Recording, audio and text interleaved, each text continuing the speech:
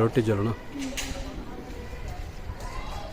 ತುಳೆಂದು ರೋಟಿ ಜೋಳ ಈ ರೀತಿ ಉಂಟು ತುಳೆ. ಈ ಬೀಜನೇ ಹಾಕ್ಬೇಕು, ಮತ್ತೆ ಆ ಬೀಜ ಹಾಕಿದ್ರೆ ಮತ್ತೆ ಅದೇ ಆಗುತ್ತೆ. ಇದೇ ಆಗುತ್ತಾ? ಈ ರೀತಿಯೇ ಆಗುತ್ತಾ?